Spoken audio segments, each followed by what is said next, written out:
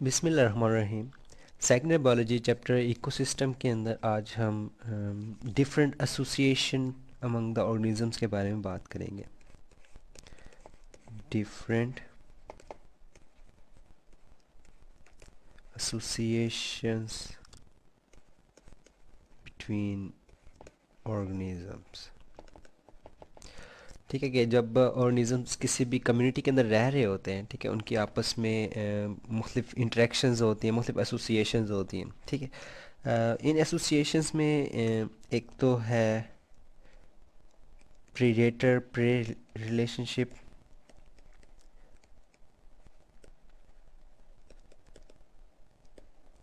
Predator pray relationship को हम शिकार और शिकारी भी कह सकते हैं। लाइक ये शिकारी और प्रे जो है वो शिकार हो। इसके अलावा पैरासाइटिज्म के बारे में बात करेंगे। लाइक पैरासाइट्स क्या होते हैं, पैरासाइटिज्म क्या है। और इसके अलावा सिम्बियोसिस होती है। सिम्बियोसिस में फिर टाइप्स आ जाती हैं, म्यूचुअलिज्म्स है और कमेंसलिज्म्स है। म्यूचुअलिज्म और कमेंसलिज्म। हम इसके बारे में बात करेंगे। लास्ट में एक चीज़ आती है ग्रेजिंग। ठीक है, सो ये मुख्तलिफ एसोसिएशन हैं जो डिफरेंट ऑर्गेनिज्म के दरमियान होते हैं। अगर हम प्रीडेटर प्रे रिलेशनशिप से स्टार्ट करें, ठीक है, अगर हम फर्स्ट स्टार्ट करें प्रीडेटर प्रे रिलेशनशिप, तो फॉर एग्ज़ाम्पल हमारे पास ये एक इकोसिस्टम है जिसके अंदर ये फूड वेब है पूरी। ठीक है, ये फूड वेब है। तो जो हॉक है ये प्रीडेटर है और फील्ड माउस जो सा है ये प्रे है। सही।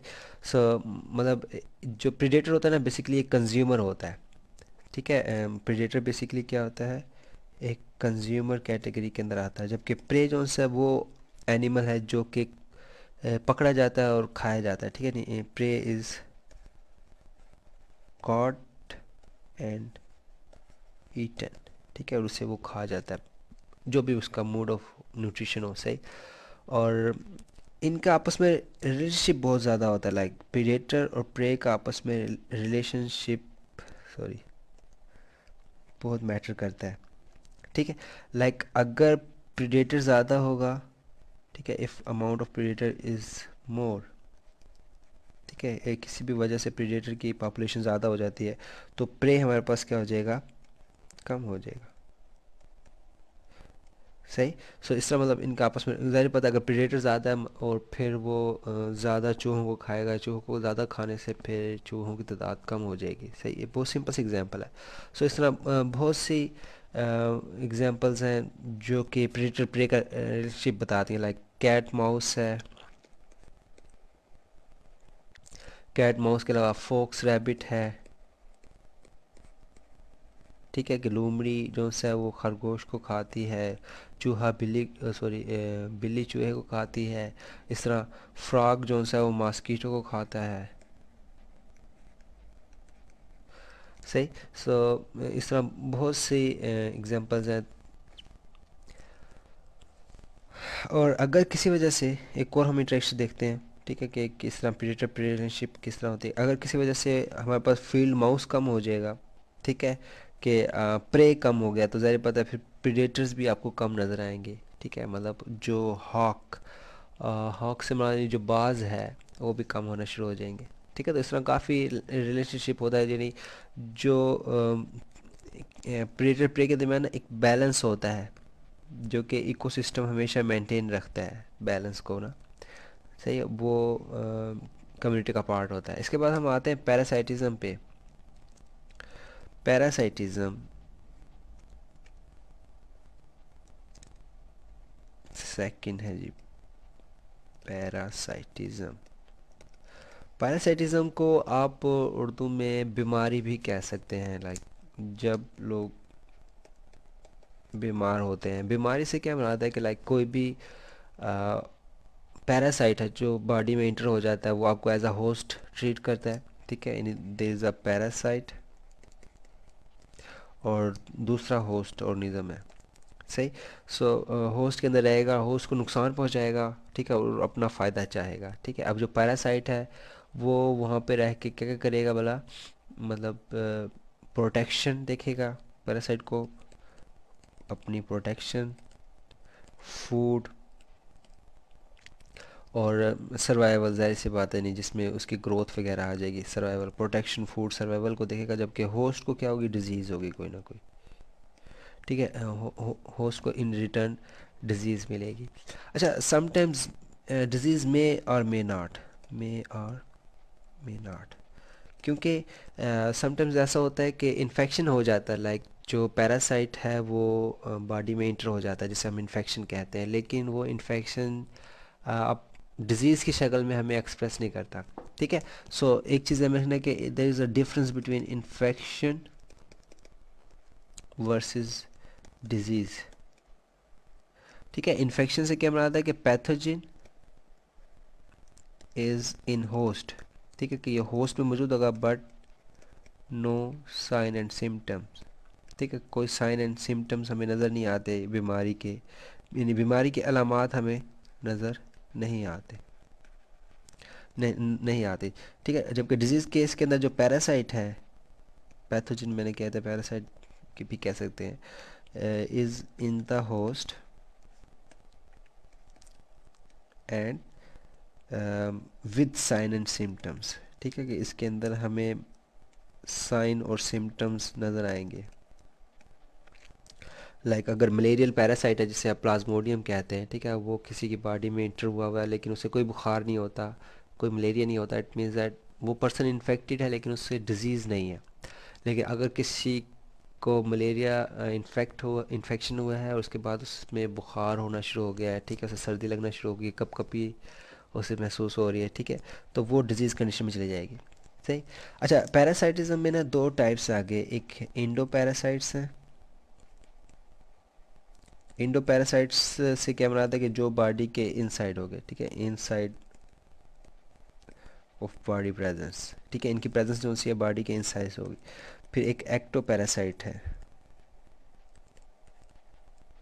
ठीक है, जो आउटसाइड ऑफ द बॉडी होगा, इनकी प्रेजेंस जो सी है वो आउटसाइड ऑफ द बॉडी मौजूद होगी, ठीक है। इंडो पैरासाइट्स की एग्जांपल्स में लाइक बैक्टीरियल एग्जांपल में, फॉर एग्जांपल अभी हमने जिस तरह कहा वो है, क्या कहा था, मलेरिया, मलेरिया है, ठीक है।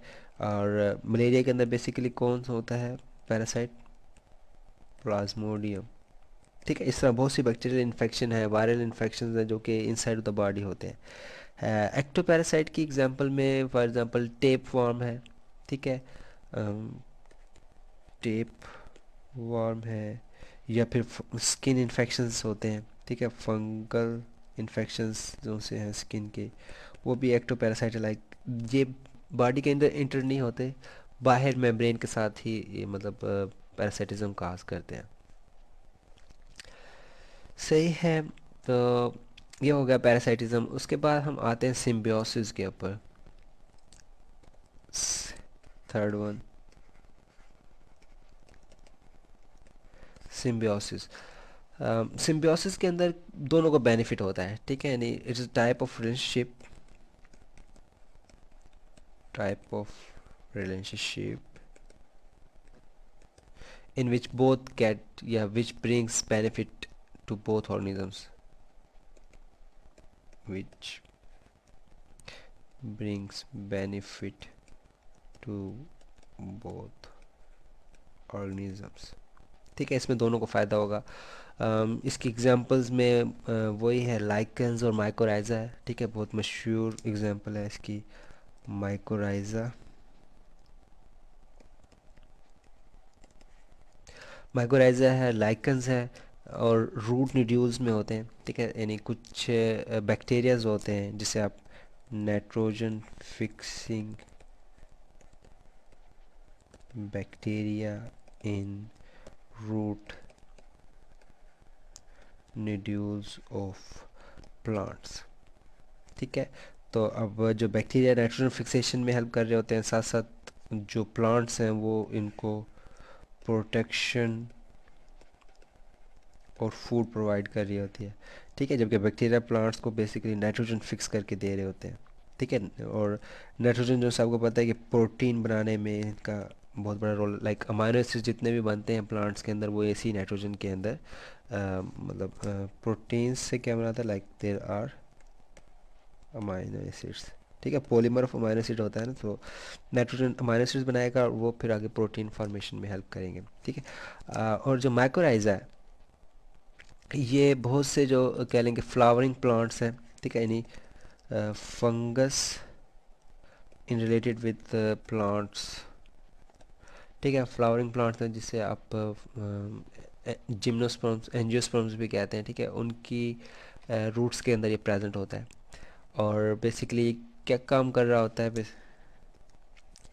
ये प्लांट्स को न्यूट्रिएंट एब्जॉर्प्शन में हेल्प कर रहा होता है, ठीक है। फंगस बेसिकली क्या कर हेल्प कर रहा होता है, न्यूट्रिएंट एब्जॉर्प्शन,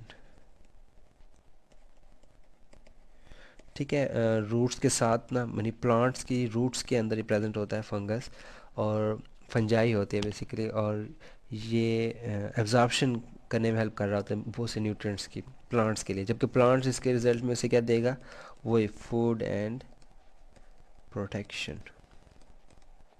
सही है। फिर माइक्रोराइजा के आगे टाइप्स भी हैं, लाइक इंडो माइक्रोराइजा है, एक्टो माइक्रोराइजा है। इंडो मीन जो यहाँ पे मैं लिख देता हूँ, इंडो भी होता है और एक्टो भी होता है।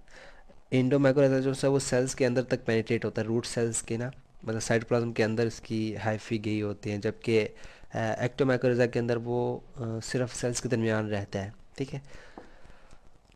सो ये हो गया सिम्बियोटिक एसोसिएशन। इसके बाद म्यूचुअलिज्म है। म्यूचुअलिज्म को सिम्बियोसिस भी कह सकते हैं, ठीक है।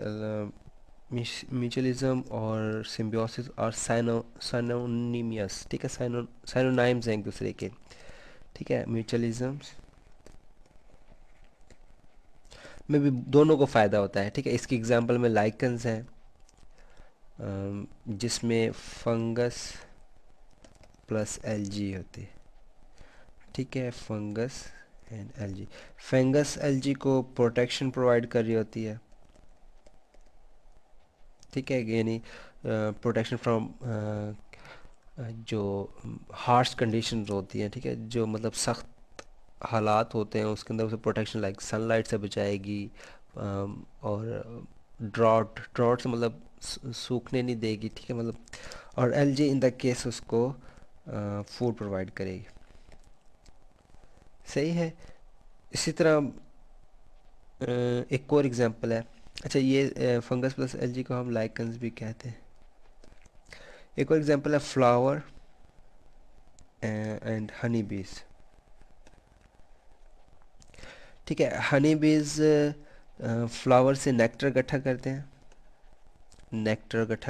जबकि फ्लावर के नेक्टर इकट्ठा करते हुए ही पोलिनेशन हो जाती है, like they help in pollination, ठीक है। ये जब हनी बीज जो है वो पोलन ग्रेन्स उठाने आती हैं तो उनकी टांगों के साथ पोलन ग्रेन्स लग जाते हैं, तो वो फिर पोलिनेशन में हेल्प कर देते हैं इस तरह, ठीक हो गया। और थोड़ा सा अगर हम लाइकन्स का स्ट्रक्चर देखें तो इसमें होता है क्या है कि जो एलजी होती है, ठीक है, for example this is LG,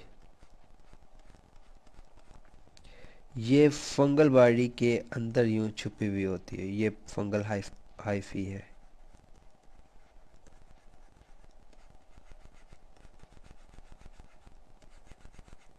सही, लाइक दिस इज़ फंगस, और इसके अंदर जो ये आपको नज़र आ रही है ग्रीन कलर की, ये एलजी है। और जिस तरह देख रहे हैं, मतलब ये मैंने वैसे ही इस तरह की डायग्राम बना दी है। तो इसी तरह बेसिकली माइसीलियम होती है, फंगल माइसीलियम, उसने एलजी को अपने अंदर छुपाया हुआ होता है, ठीक है। तो इस तरह ये लाइकन्स की एसोसिएशन होती है आपस में, दिस इज एल्गी।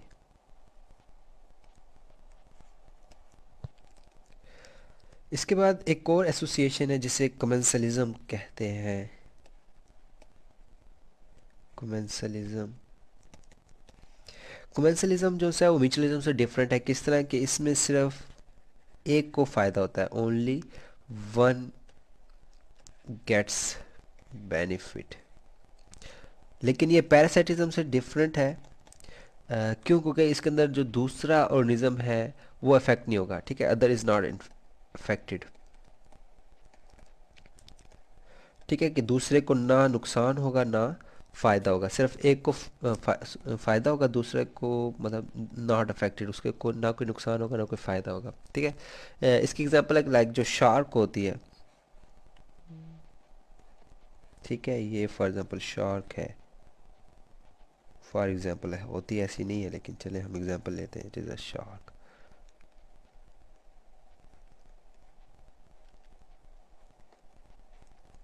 ठीक है, दिस इज़ अ शार्क। ठीक है, शार्क के साथ छोटी छोटी मछलियाँ होती हैं, ठीक है, उसका नाम होता है उसे रिमोटॉस, सॉरी रिमोरॉस, रिमोरास भी कहते हैं सही। सो रिमोरास मछलियाँ उनके साथ होती है। होता क्या है कि जो शार्क है ये बेसिकली ईट करते हैं जो भी चीज़, ठीक है, और इनकी जो रिमेनिंग्स होती है वो ये ईट कर लेते हैं। ठीक है, मतलब शार्क को शिकार पकड़ती हैं, ठीक है, उसके बाद जो उसमें से कह लें कि चीज़ें रह जाती हैं, जिसे आप रिमेन्स कह सकते हैं, स्क्रैप्स कह सकते हैं, ये उनको मतलब यूज़ करती हैं। इसमें शार्क का ना कोई फ़ायदा है ना कोई नुकसान है, ठीक है, तो इसे आप कमेंसलिज्म कहते हैं।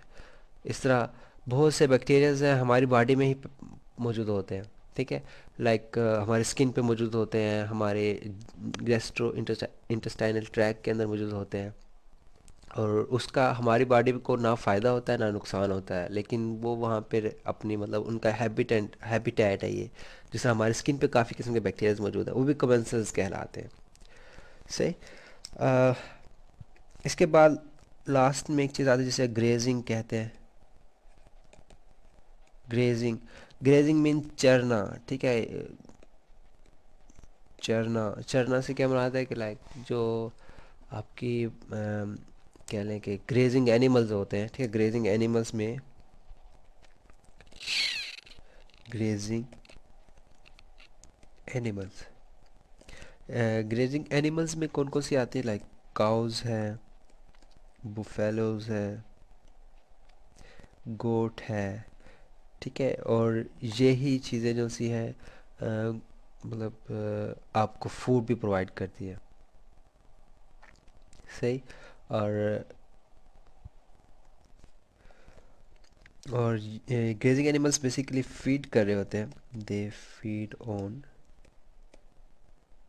ग्रासेस, ठीक है, और इनका बड़ा आपस में इंटरेस्टिंग सा रिलेशनशिप होता है, लाइक ग्रास का, और इसका रिलेशनशिप होगा जो ग्रेजर्स या ग्रेजिंग एनिमल्स हैं, ग्रेजर्स भी कह सकते हैं हम इसे।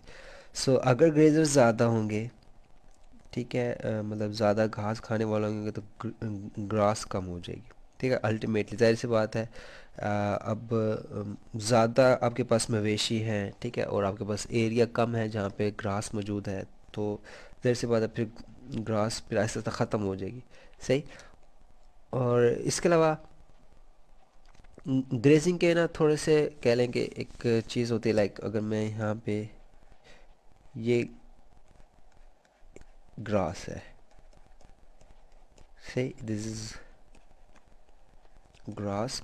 सो जो मॉडरेट ग्रेजिंग होती है, ठीक है, मॉडरेट ग्रेजिंग से क्या मुराद है कि जो ग्रास है, ठीक है, उसकी सिर्फ ऊपर वाली जो कह रहे हैं कि लीफ होंगे वो मतलब एनिमल्स खाएं, ठीक है, लेकिन जो उसकी रूट्स हैं वो इंटैक्ट रहें। सही। लाइक यहाँ पे मैं आपको बताता हूँ, लाइक मॉडरेट ग्रेजिंग में क्या होगा कि ग्रास की ऊपर वाली सरफेस जो सी है वो आकर एनिमल्स खा जाएंगे लाइक दिस, ठीक है, और एक दफ़ा जब एनिमल्स आके खा जाएंगे तो नीचे से क्योंकि रूट्स उसकी इंटैक्ट नहीं है, ठीक है, ये दोबारा ग्रो कर सकती है इस तरह, ठीक है, दे कैन रीग्रो, ग्रास जो से वो रीग्रो कर जाएगी। सही। लेकिन अगर एनिमल्स ज़्यादा हैं और कह लें कि जो ग्रेजिंग है वो बहुत हाई किस्म की, मतलब बहुत ज़्यादा है, तो उसकी वजह से फिर क्या होगा कि पूरी ग्रास जो सी होगी वो ऐसे ऐसे ख़त्म हो जाएगी। ठीक है। और फिर ग्रास लैंड इकोसिस्टम पे बहुत अफेक्ट पड़ता है इसका। ठीक है, मतलब ग्रेजिंग का इफेक्ट जो है वो ग्रास लैंड इकोसिस्टम पे बहुत ज़्यादा पड़ता है। जिस तरह मिडोज़ होती हैं, जिसे आप कहते हैं ना नशेबी इलाका, पहाड़ी इलाके, वहाँ पे ग्रासेस होते हैं और वहाँ पे ग्रेजिंग एनिमल्स हैं, इनका आपस में बहुत बड़ा रिलेशनशिप होता है। और दूसरा ग्रासेस में ये होता है कि रीग्रो बहुत फास्ट होते हैं ये। ठीक है, तो इस तरह मतलब ये एक बहुत बड़ा हमारे कहने के इकोसिस्टम में इनका बड़ा रोल है। सही। अगर बहुत ज़्यादा ग्रेजिंग होगी, मतलब बहुत फास्ट ग्रेजिंग होगी या फिर बहुत ज़्यादा हाई लेवल की ग्रेजिंग होगी, तो फिर ये ऐसा ऐसा ग्रासेस जो से वो डेजर्ट में कन्वर्ट होना शुरू हो जाएंगे, मतलब वहाँ पे सहरा बनना शुरू हो जाएगा। ठीक। सो आज का लेक्चर हो गया हमारा इंटरेक्शन बिटवीन ऑर्गेनिजम्स के बारे में, जिसमें हमने प्रीडेटर प्रे रिलेशनशिप की बात की, पैरासिटिज्म, सिम्बियोसिस और लास्ट में ग्रेजिंग को डिस्कस किया। अगले लेक्चर के अंदर हम नेचुरल साइकिल के बारे में बात करेंगे।